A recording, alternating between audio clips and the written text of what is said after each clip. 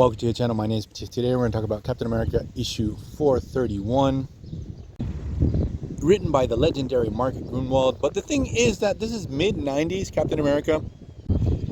Things are getting weird and awkward for the character. He's trying to adjust to the times. Things get pretty bizarre in this particular issue, so without further ado, let's get into it. The story is actually going to revolve around a new character. Her name is Kathy Webster. She is going to become Cap's next sidekick, sort of like she's going to be there with Jack Flag. Her superhero codename is going to be Free Spirit. And we get her origins, and she's like part of this experimental program. She is a nerdy, awkward kid, but typical like in the 90s that if she removes her glasses, like she's super hot. Now, due to her profile, she has been selected to be part of this program, and it's run by Dr. Wentworth. The idea is that through these audio tapes, they can liberate the full potential of coordinating body and mind. The thing is that this is a process that takes all night or a couple of nights, and so at first, like, Kathy's not really down, but when she discovers that her roommate has like this guy over at her dorm and she wants her out, she ends up joining the program so she can leave her roommate alone in her room. Now, I do find it really interesting that she mentions that she met this guy at a Smashing Pumpkins concert, because nowadays, like with Marvel's sliding timeline, you almost never get a reference to a rock band. That and rock isn't that big nowadays, but back in the day, like here they mentioned Smashing Pumpkins. I remember in an X-Force issue they mentioned Porno for Pyros. In the Captain Marvel series with Genesville, Rick Jones really likes Korn. Peter David, in many of his comic books, he references Black Flag. So while all this is going down, Kathy's undergoing all this experimentation. We have Cap, whose powers are sort of on the fritz. His super soldier serum is puttering out, and things look pretty bad. Like, it's possible that Cap is dying. He's starting to lose most of his strength and durability. Also, during this time, we have some turmoil with Cap and his sidekick slash love interest, Diamondback.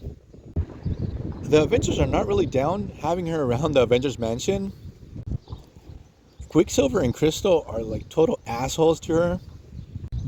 And Black Widow too is like brutally honest with Diamondback over the fact that they see her as a ex-villain, and that's why they're giving her a hard time. But like, there have been so many Avengers that have been ex-villains that this is sort of weird.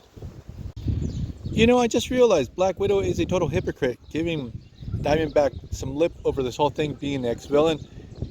Like, Black Widow was an Iron Man villain. But this is going to be very convenient because Diamondback is going to be out of the picture, and Cap is going to get, as I mentioned earlier, 2 new sidekicks.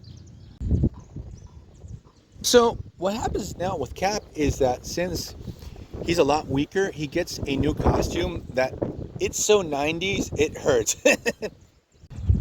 Like in the 90s, a character had to be like asymmetric or have big guns or have claws, and last but not least, pouches.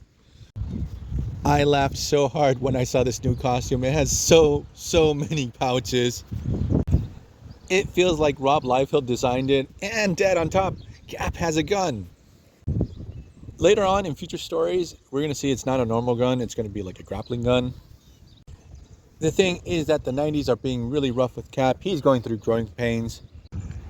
Now, in a previous story that I don't have yet, because I want to get it, we have like a bunch of kids that have been kidnapped by Baron Zemo.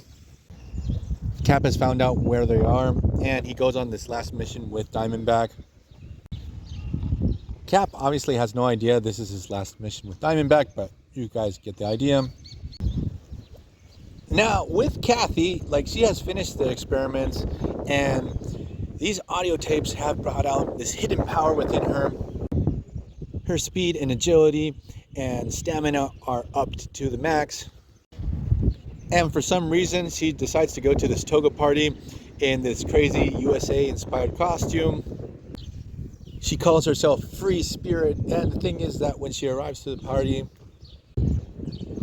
She is disgusted by all the dudes in togas, and seemingly out of nowhere, she really hates men. She actually beats the crap out of a couple of dudes.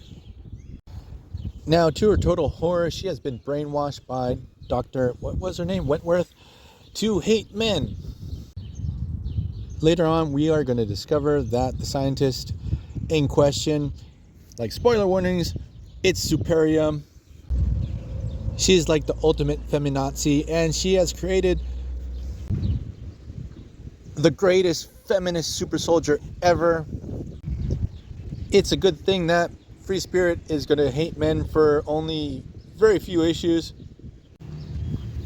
Now back with Cap, with Diamondback, they're able to break into Zemo's castle, which oddly, it's in Mexico.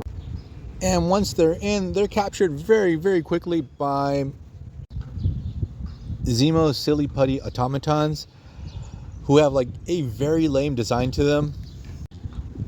Also, to my total surprise, Zemo has a wife now.